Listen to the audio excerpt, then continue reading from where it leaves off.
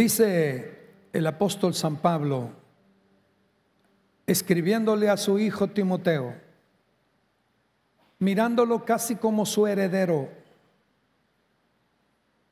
a punto de traspasarle la estafeta de Pablo a Timoteo, estando Timoteo en una de las iglesias, la más importante de la época, Éfeso.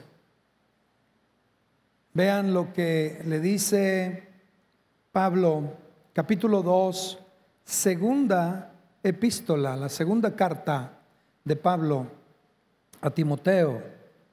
En el verso 1, capítulo 2, verso 1, le dice Pablo a Timoteo, tú pues, hijo mío, segunda de Timoteo 2:1, tú pues, hijo mío, esfuérzate en la gracia que es en Cristo Jesús.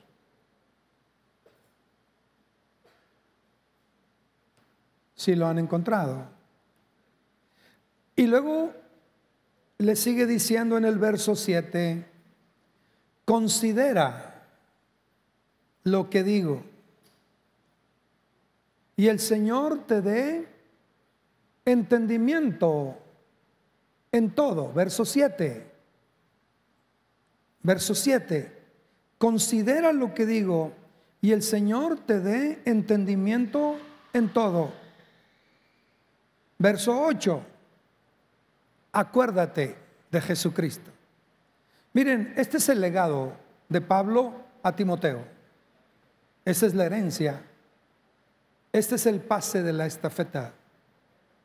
Este es el resumen de lo que se tiene que conservar, lo que se debe preservar, lo que se debe defender, lo que se debe transmitir. Acuérdate de Jesucristo, del linaje de David, resucitado de los muertos y luego haciendo lo propio conforme a mi evangelio, apropiándoselo, apoderándose, encarnándolo y diciendo, es que es mi evangelio. Un evangelio que se acuerda de Jesucristo, un evangelio que respeta el linaje y satisface las demandas judías de que tiene que venir de la línea de David, del linaje de David, y luego el último momento resucitado de los muertos conforme a mi evangelio.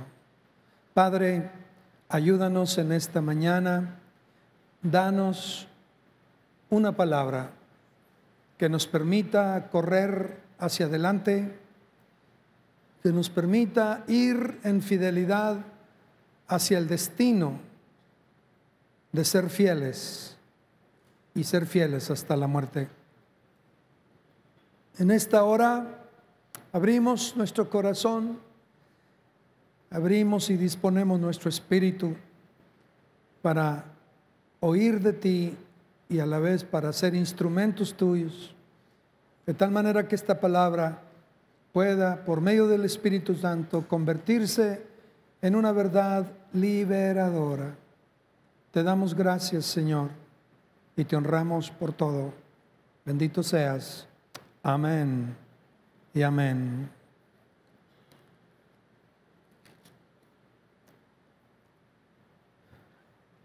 El Evangelio de Cristo ¿es creíble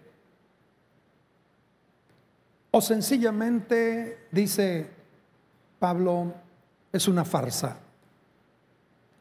O lo crees, lo abrazas con todo lo que significa el Evangelio, o sencillamente es el engaño perfecto de todos los siglos para mantener a cientos y a miles de millones de gente en el mundo por cientos y miles de años engañados, sin importar cultura, sin importar idiomas, sin importar costumbres, sin importar fronteras. Una de dos: o el Evangelio es creíble y digno de ser abrazado, o es, como dice Pablo, el engaño más grande de todos los hombres, o de todos los tiempos, mejor dicho.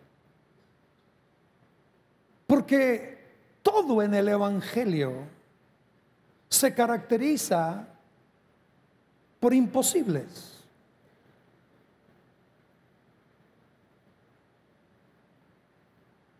Imposibles desde el punto de vista humano, desde el punto de vista racional, desde el punto de vista, de cualquier punto de vista en este plano, el Evangelio está lleno de imposibles.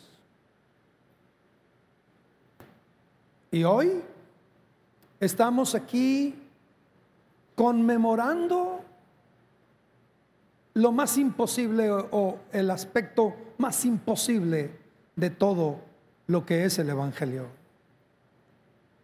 El hecho de que alguien, habiendo muerto, se levante de la tumba, es lo más imposible de todos. Así es que tendrás tú, tendré yo, que definir postura. O el Evangelio es creíble y lo abrazamos con todo, o sencillamente dejamos de vivir las rutinas religiosas que nos obligan a despertar temprano un domingo como este y venir para hacer un oficio religioso que no es más que una costumbre pasada de una generación a otra. O esto es el Evangelio y es real y es creíble y digno de ser abrazado y demanda y exige de nosotros un compromiso y una respuesta total, o sencillamente es el engaño perfecto, según Pablo en 1 Corintios 15. Tú y yo hemos probado y hemos decidido que el Evangelio es creíble. Lo único que se requirió fue un acto sencillo de fe, una respuesta. Y respondimos diciendo que sí. Sí al hecho de que Dios vino y se hizo carne a través de una mujer joven que nunca tuvo contacto con un varón, y por obra del Espíritu Santo se llevó a cabo el milagro de la concepción. Y esa gestación culmina en un pequeñito, y ese pequeñito se desarrolla en un mundo en el que se identifica plenamente con todos los seres humanos en todos los sentidos. Dios vino y se hizo carne. Ese es el primer acto imposible, el primer acto increíble, antecedido por un montón de otros, como por ejemplo que un hombre dijera 740 años antes que iba a llegar un tiempo en donde nacería un pequeñito del vientre de una mujer virgen. El profeta Isaías: he aquí la virgen concebirá y dará a luz. Isaías, es imposible. Lo que hoy estamos conmemorando, bajo cualquier manera que lo vea, es imposible. La resurrección es imposible. Así es que o nuestros corazones se rinden ante este hecho de que Él ha resucitado, y por lo tanto nuestras vidas responden al hecho con compromiso, empeño, dedicación y proclamación de esto que ha sucedido en el mundo, y su mensaje central de que Jesucristo es el único camino a la salvación y el único remedio para el ser humano. O lo abrazamos y nos comprometemos con ello, o seguimos un juego Esta mañana, la de la resurrección, es una mañana que nos asoma y nos acerca a un Dios que te da todas las esperanzas para que puedas enfrentar tus imposibles. Tú platícame tus imposibles y yo te voy a platicar de un Dios que sabe enfrentar y conquistar y vencer y salir avante de cualquier imposible. Así es que el día de hoy, leyendo los evangelios en las narrativas de la resurrección, nos damos cuenta que este hecho, el de la resurrección, está rodeado de un montón de imposibles. Leo, por ejemplo, aquí en el evangelio y nos damos cuenta en Marcos, por ejemplo, que por el solo hecho de que alguien diga, saben, aquí estamos en Galilea y vamos a Jerusalén, y quiero decirles que el Hijo del Hombre va a ser aprehendido y va a ser crucificado y va a resucitar al tercer día.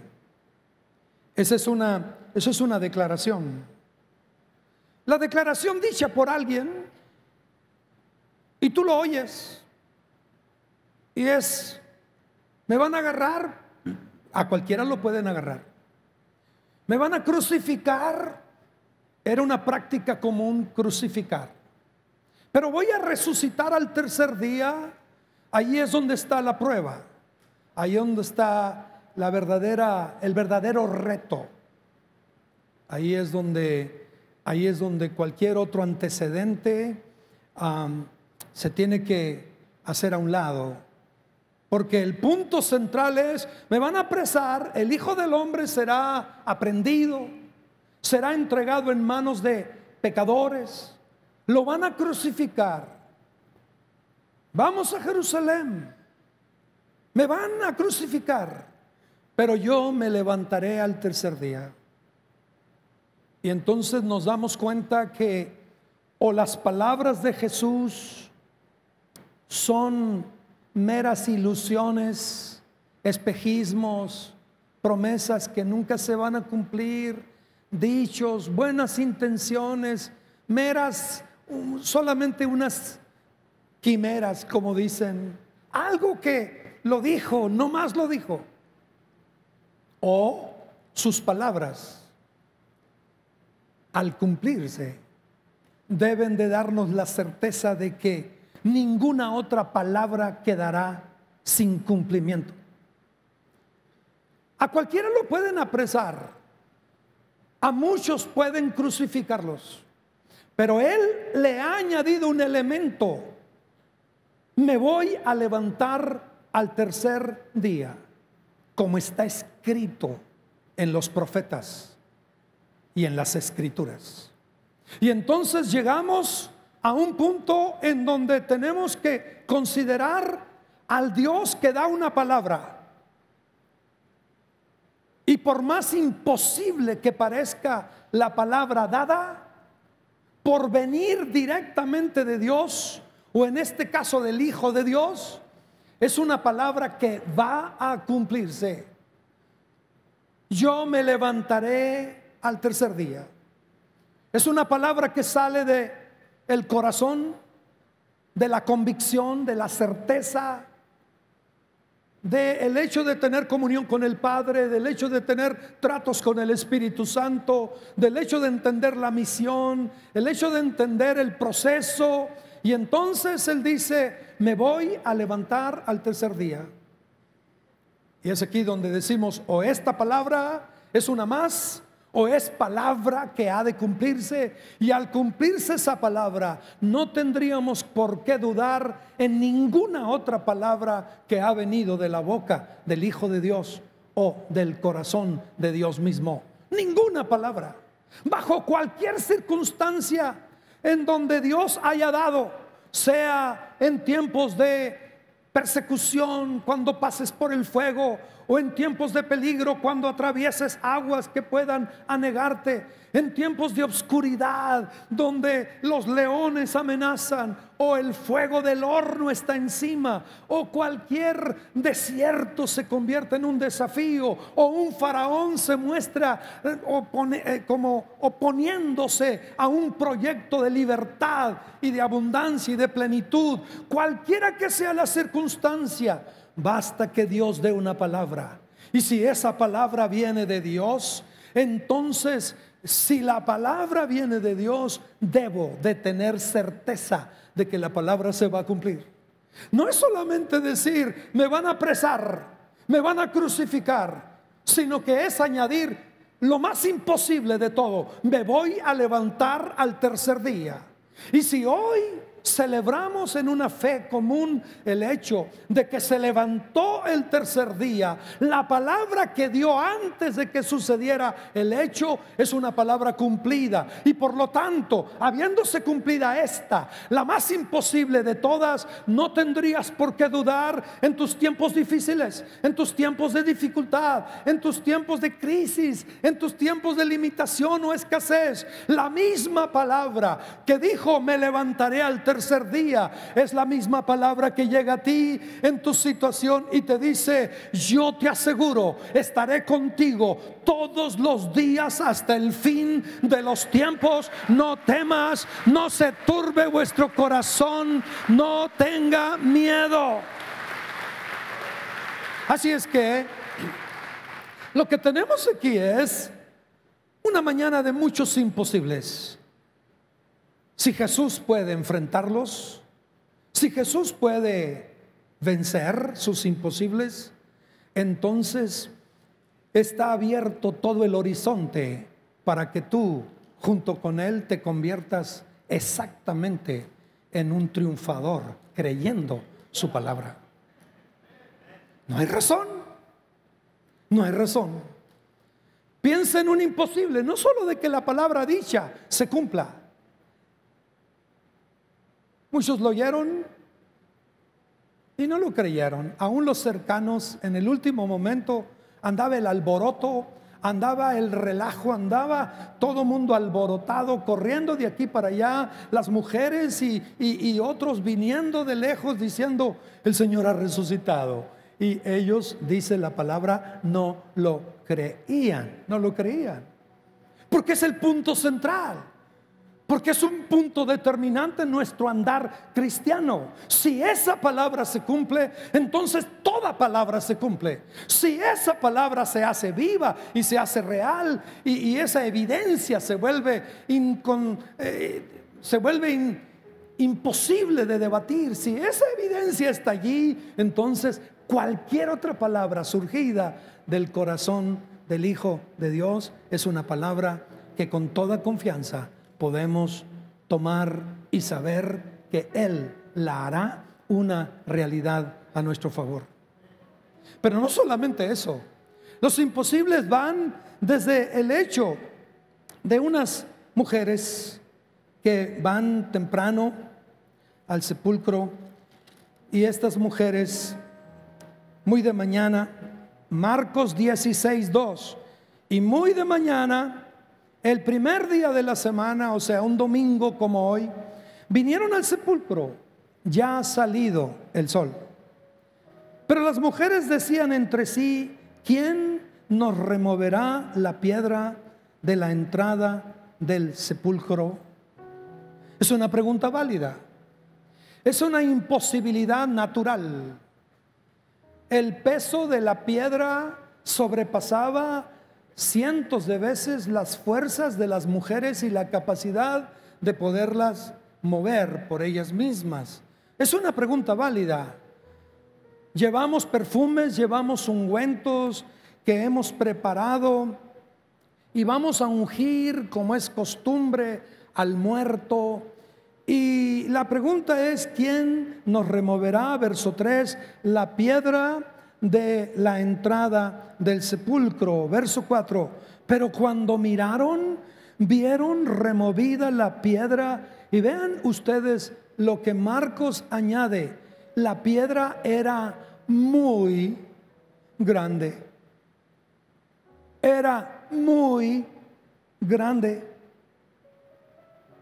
Entonces, cuando entraron en el sepulcro, vieron a un joven sentado al lado derecho, cubierto de una larga ropa blanca, y se espantaron. Les dijo: no se asusten, buscan a Jesús Nazareno. Número 1, el que fue crucificado. Número 2, ha resucitado, no está aquí. Y entonces vayan y díganle a los discípulos que esto ha sucedido, etcétera.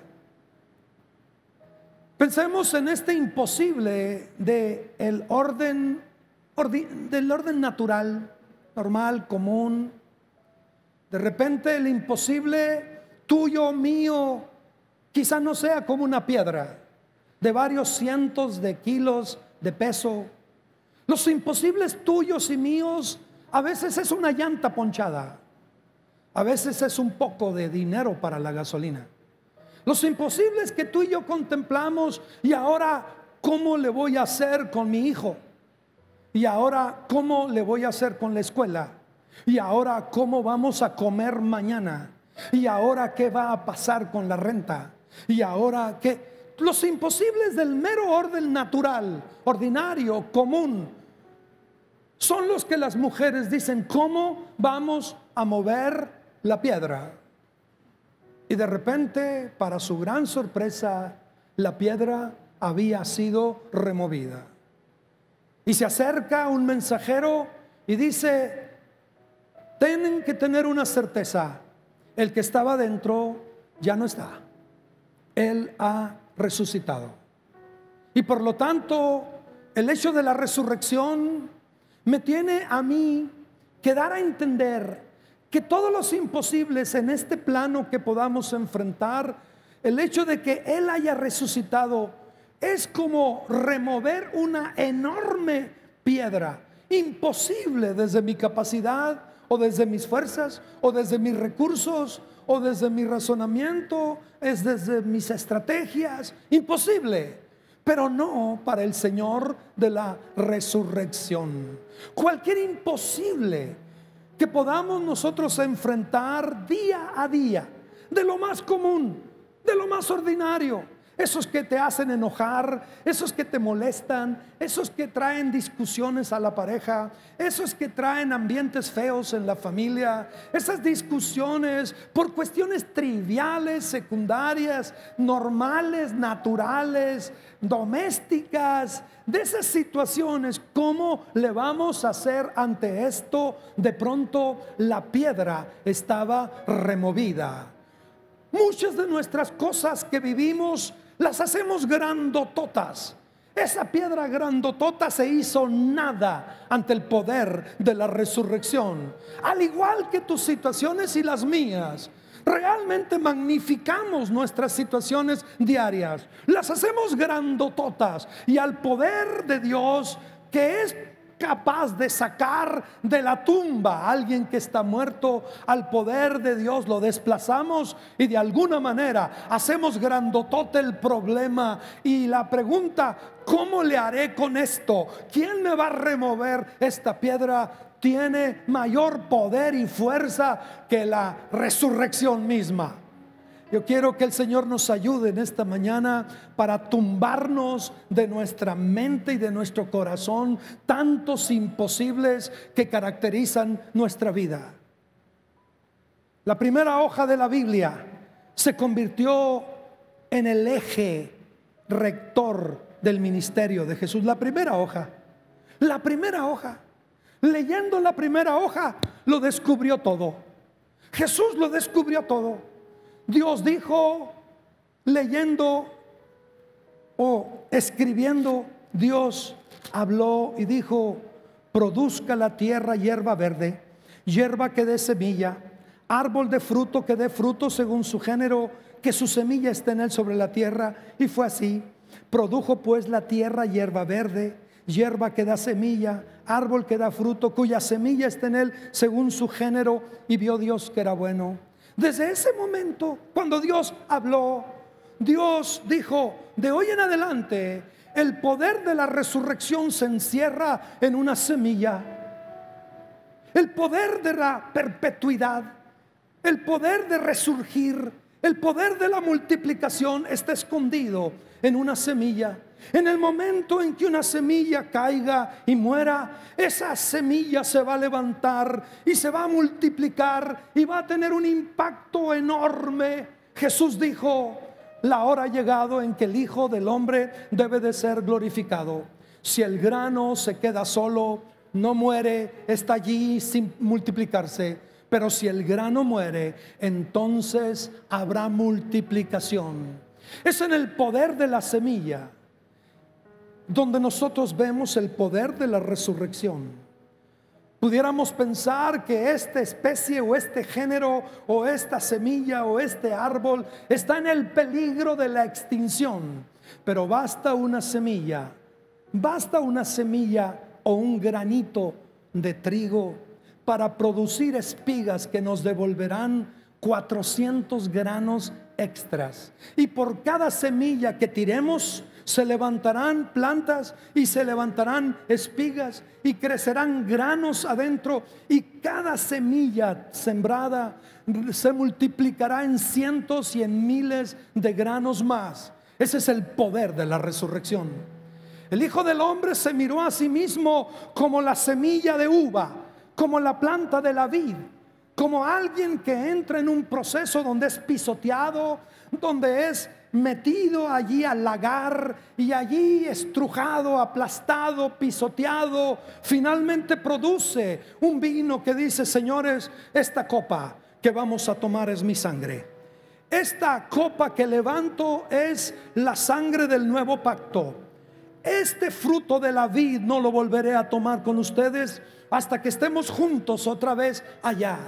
Y se miró a sí mismo como el grano de trigo que corre todo el proceso de ser sembrado por el Padre, de crecer en este mundo, de ser molido como grano, de ser aplastado y procesado hasta terminar en un pan y poder levantar y decir: señores, este pan es mi cuerpo que por vosotros es partido. En la primera hoja de la Biblia están todas las imposibilidades, pero también están todas las posibilidades. El poder de la resurrección se esconde en un grano que corre todo el proceso, y cuando muere, entonces se multiplica. Lo que estamos viendo aquí es a un Jesús que puede cumplir la palabra y puede vencer todos los imposibles y permanecer como han permanecido los árboles, como han permanecido las semillas en su género y según su simiente y según la naturaleza de cada uno de ellos, en su fruto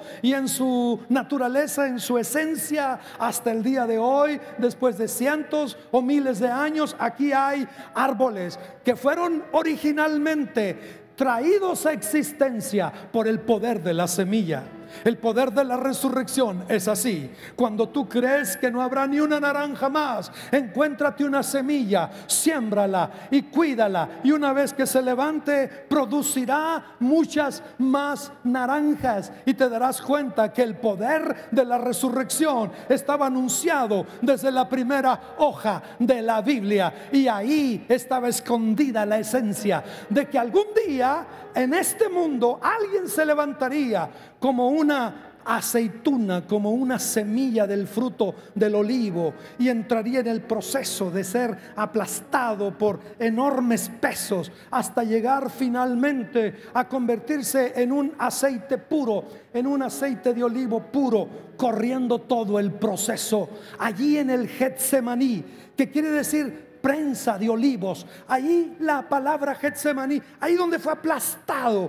Finalmente lo que nos entrega es un aceite virgen puro de la mayor calidad, que implica entrega a la voluntad del Padre, disposición a beber la copa, correr todo el camino, sufrir lo indecible, ir a la cruz y entregar todo lo que hemos escuchado hoy, todo escondido en la verdad del Evangelio. Y sabes una cosa, la mañana de la resurrección está rodeada de muchos imposibles, tan imposibles como la pregunta: ¿quién me removerá la piedra? Y yo te pregunto en esta mañana, ¿cuántos imposibles estás enfrentando como mujer sola, como varón solo, como matrimonio, como familia, como joven? ¿Cuántos imposibles? ¿De qué naturaleza son?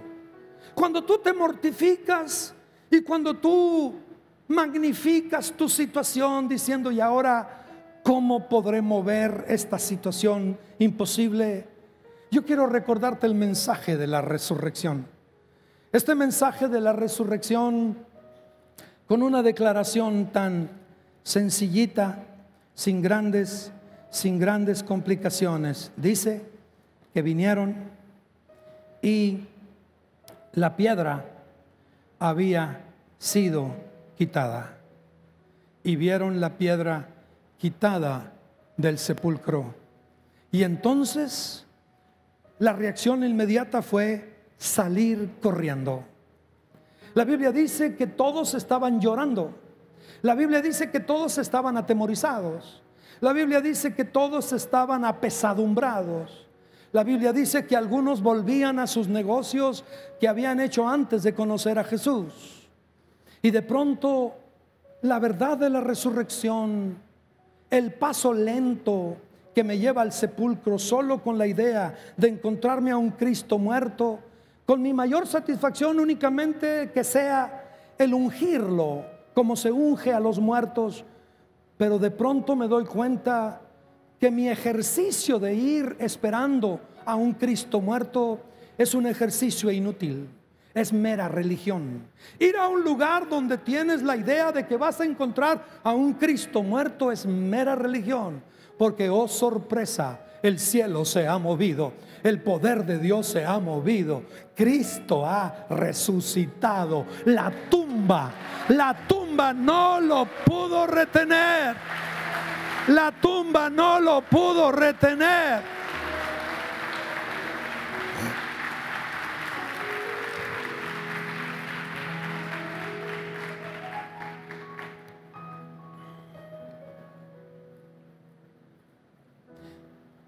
Dice aquí la escritura, pero María, Juan 20:11. Pero María estaba fuera llorando junto al sepulcro. Y mientras lloraba, se inclinó para mirar dentro del sepulcro. Y vio a dos ángeles con vestiduras blancas que estaban sentados, el uno a la cabecera y el otro a los pies, donde el cuerpo de Jesús había sido puesto. Y le dijeron, mujer, ¿por qué lloras? Y ella les dijo, porque se han llevado a mi Señor y no sé dónde le han puesto. Y le dijeron, cuando hubo dicho esto, se volvió y vio a Jesús que estaba allí, pero ella no sabía que era Jesús. Jesús le dijo, mujer, ¿por qué lloras? ¿A quién buscas? Ella, pensando que era el jardinero, el hortelano, le dijo, Señor, si tú te lo has llevado, dime, ¿dónde lo has puesto? Y yo lo voy a llevar. Y Jesús le dijo, María. ¿Qué María? Magdalena. ¿Cuál María? La que tenía 7 demonios. Dice allí que esta María tenía 7 demonios. El estilo de vida de una mujer bajo este tipo de opresión y bajo este tipo de posesión era un estilo de vida bastante duro, bastante difícil. Y resulta que esta María llega al día de la resurrección y lo único que ella, la única reacción emocional que tiene es llorar. Digo, no es extraño de los seres humanos llorar, menos de las mujeres. Ella está llorando y su llanto tiene un sentido. Ni siquiera sabe qué ha pasado con el cuerpo. Ella no llora de alegría porque ha resucitado. Ella no llora de gozo porque el Señor no, ella llora preocupada. Su preocupación, añadido al pesar que ella trae, es un llorar profundo, es un llorar serio, como muchos lloran, pero no lloran en certeza, no lloran en la convicción, lloran en el despido, lloran en el desconsuelo, lloran en la decepción. Nosotros pensábamos que Él era quien iba a redimir a Israel, dijeron unos. Otros dijeron: yo me regreso a lo que hacía antes, voy a pescar. Y otros se encerraron con miedo y otros lloraban, porque ese es el común del ser humano. Una vez que tú pierdes esperanza, una vez que tú pierdes de vista la resurrección, el llorar es un llorar solo, es un llorar como una forma de sanarte, como una, dicen, catarsis, como una manera de que llorando se alivian las penas, llorando por lo menos me desahogo. Y esta mujer está llorando y llorando y llorando. Un ángel le dice mujer, no lo reconoce. Jesús mismo le dice mujer, no lo reconoce, porque finalmente pareciera que cualquier cosa es impersonal. Yo lloro y cualquiera nota y dice: ¿por qué llora esa mujer? ¿Por qué lloras, mujer? ¿Qué te pasa? ¿Qué tienes? Y de repente ese llorar que hace que los demás digan mujer se convierte en un llorar diferente a la hora de que escuchas tu nombre. Y ese llorar de desconsuelo o de confusión o de tristeza o de no saber dónde está el cuerpo de tu amado maestro, ese llorar se encontró con una voz. Esa voz decía María. Y la reacción inmediata de ella fue: Rabí, maestro. Y de pronto todos comienzan a correr y de pronto todo cambia. Fue entonces María Magdalena para dar a los discípulos las nuevas de que había visto al Señor y que Él le había dicho estas cosas. Ve y dile a mis hermanos que he resucitado. Ve y dile, cuéntales que voy al Padre y que regreso, que tengo que ir a presentarme delante del Padre y regreso. Ve y cuéntales. Cuando hablamos de la resurrección, hablamos de que cualquier forma de llanto en la resurrección va a encontrar un interés particular de Jesús. Y Él directamente te va a decir: Juan, Martín, Fernando, Rosa María, ¿por qué lloras? No llores más. Es ese trato directo, porque finalmente el llanto viene de nuestros propios imposibles, de nuestras propias piedras, de nuestra propia incredulidad, de nuestra propia condición. Yo he venido esta mañana para comentarles que el Dios de los imposibles, el Dios de los imposibles cumple su palabra. El Dios de los imposibles remueve la piedra. El Dios de los imposibles hace que el llanto se seque y que nuestra actitud ante el llanto de desconsuelo, de decepción, de preocupación, de cualquier forma de llanto, encuentre de pronto consolación y encuentre una nueva forma de enfrentar la vida, salir corriendo y empezar a contarle a medio mundo todo lo que el Señor le ha dicho.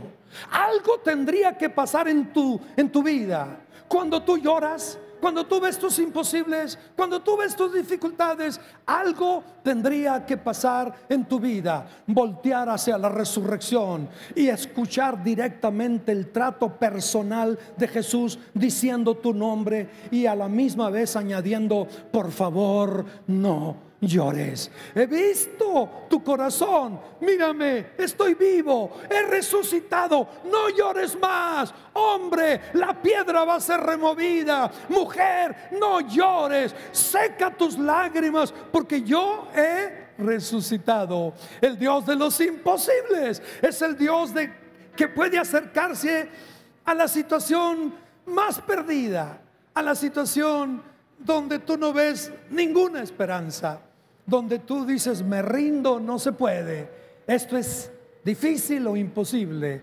Pero el Cristo resucitado llega y hace la gran diferencia, porque el Señor es el Dios de los imposibles.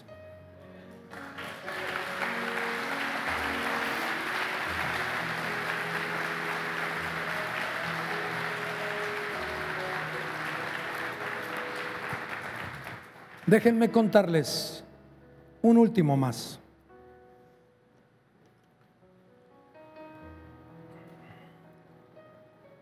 Dice aquí todos los evangelios. Dice que cuando lo hubieron mirado, el resto de los discípulos le mostró las manos y el costado. Y entonces Jesús, capítulo 20 de Juan, verso 21, entonces Jesús les dijo otra vez: paz a vosotros. Como me envió el Padre, así también yo los envío. Y habiendo dicho esto, sopló y les dijo: reciban el Espíritu Santo. Y en cada uno de los evangelios, el mismo periodo de su resurrección, vemos lo que dice Marcos: finalmente se apareció a los 11 mismos, estando ellos sentados a la mesa. Les reprochó su incredulidad y dureza de corazón, porque no habían creído a los que le habían resucitado.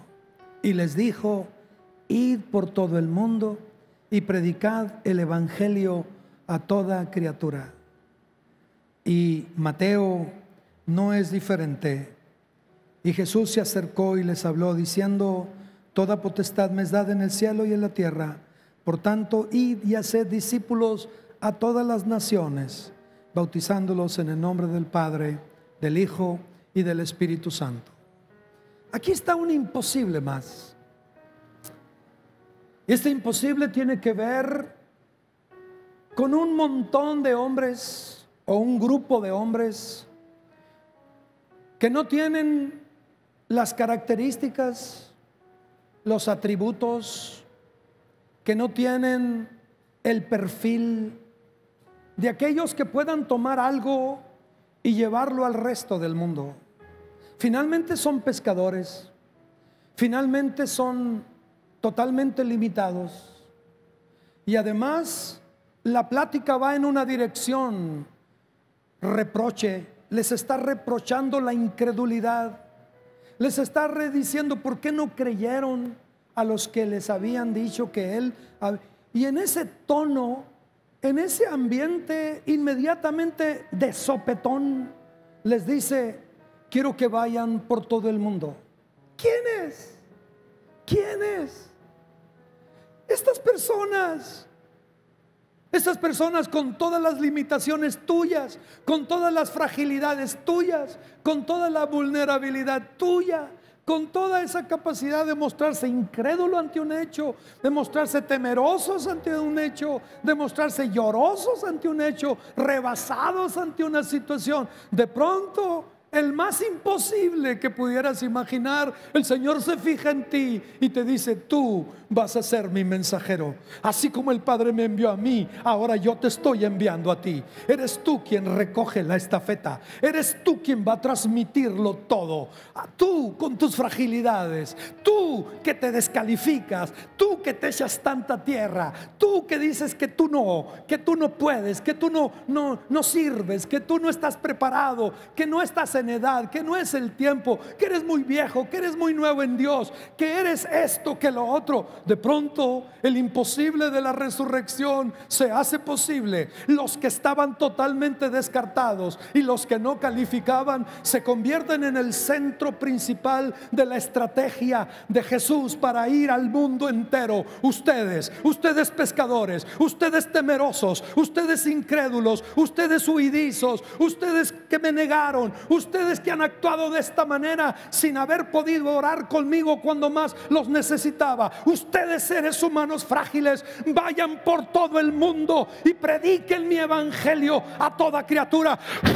Reciban el Espíritu Santo. Y de pronto esas gentes tan frágiles y tan débiles, llenas del Espíritu, llevaron el mensaje hasta Hermosillo, Sonora, hasta las sierras, hasta los valles, hasta los países, hasta las fronteras. Un imposible.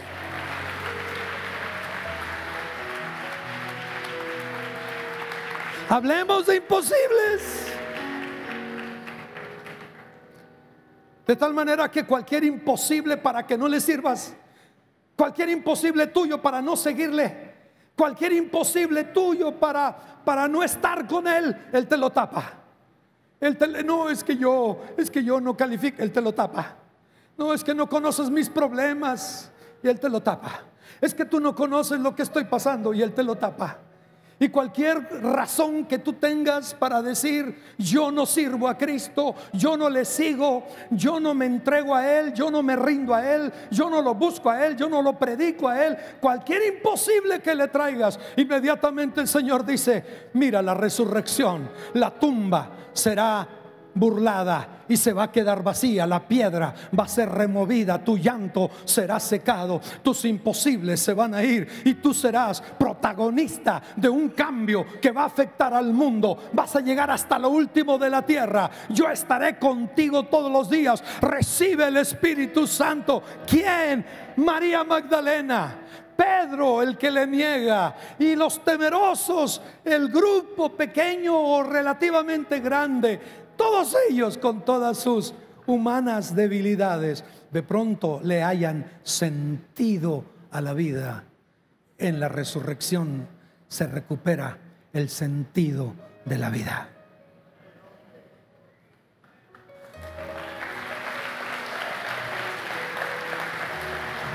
Aleluya.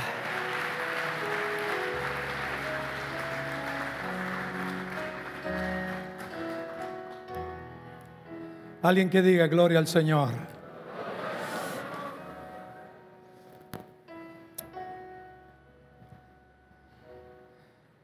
La mejor manera de poder honrar a Jesús en una mañana de resurrección es que tú definas de qué lado estás,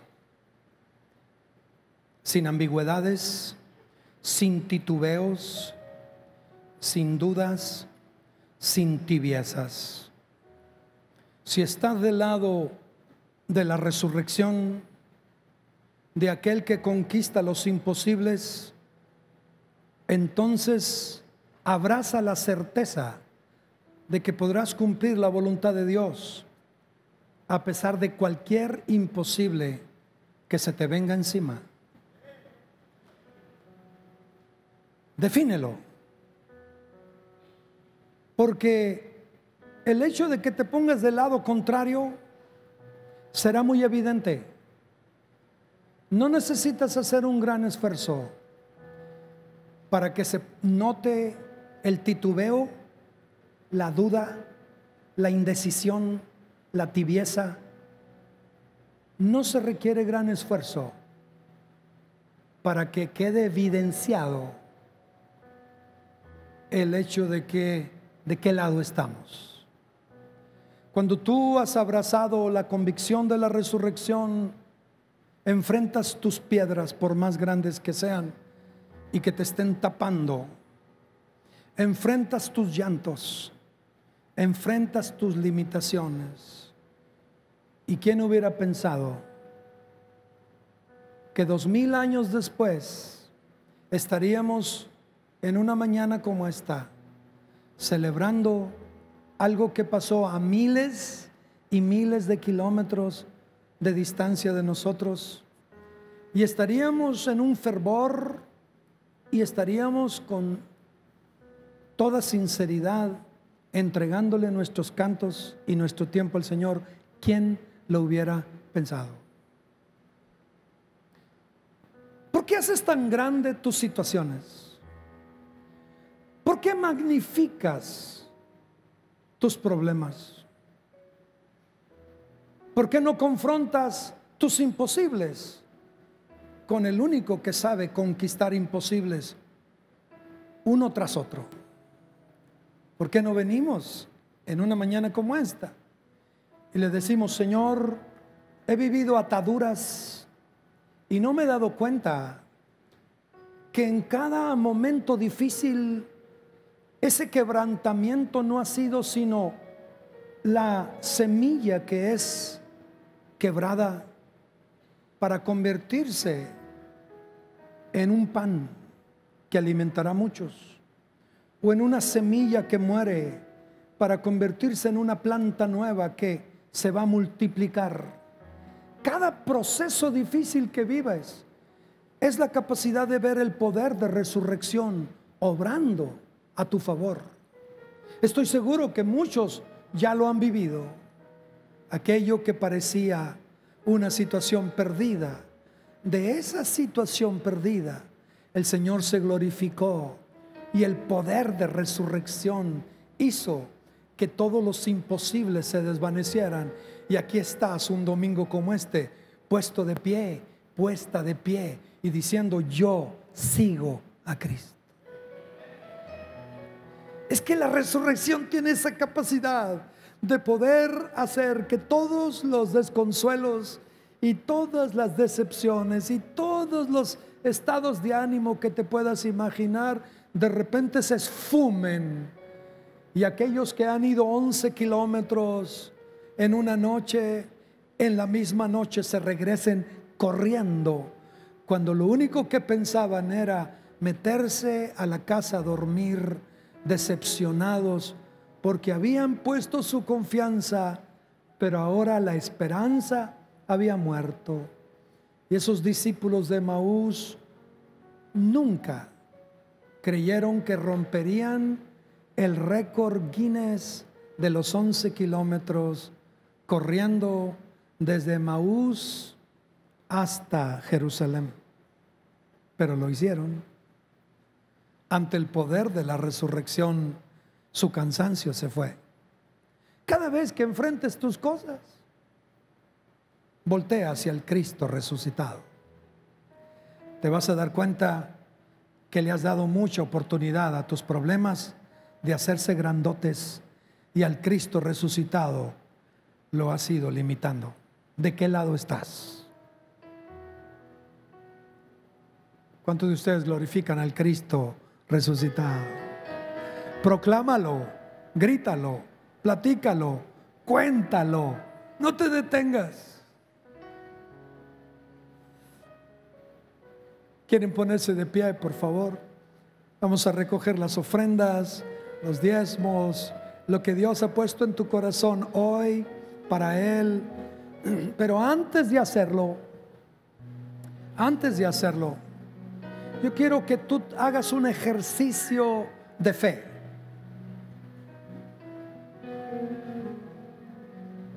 No sé cómo has lidiado con tus enormes piedras que tapan la verdad del Cristo resucitado.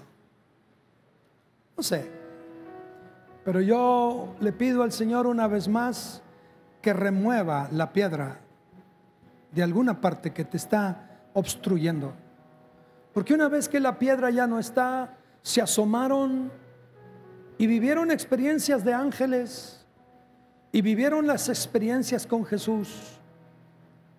Y hoy el Señor puede hablar directamente de una manera personal a tu vida y decirte: María, no llores. O cualquiera que sea tu nombre, Él puede decirte: no llores.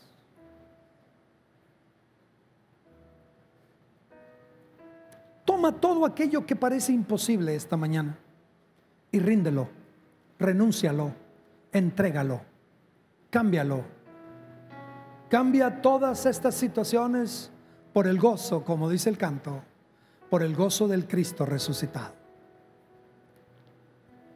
No llores más, mujer. María, no llores más. Maestro, quiero que en silencio, mientras oramos en silencio, dejes que Dios te hable. Él te va a hablar. No te distraigas. Ahí en silencio, Dios va a hablar a tu vida. Te va a decir algo.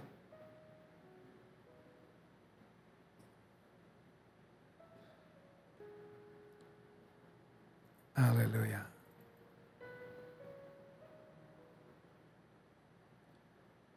Pueden ser como pensamientos,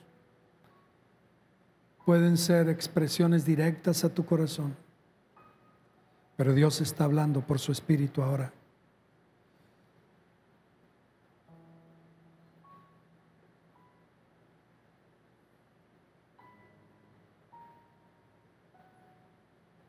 Tu vida cristiana puede resucitar.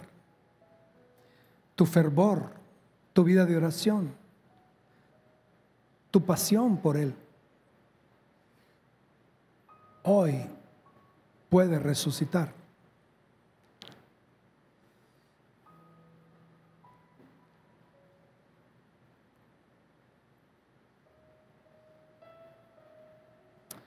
Levanta tus manos y ahora sí, audiblemente, dale gracias al Señor. Entrégale todas tus cargas, entrégale todas tus preocupaciones, entrégale tus temores, entrégale. ¿Sabes por qué? Porque Él ha resucitado. Él ha resucitado. Él ha resucitado. Y por lo tanto, cambia tu tristeza en baile. Cambia tu lamento en baile. Quítate vestimentas de cenizas y ponte óleo de gozo, manto de júbilo a tu vida. Aleluya, aleluya, aleluya, aleluya. A su nombre gloria. A su nombre gloria.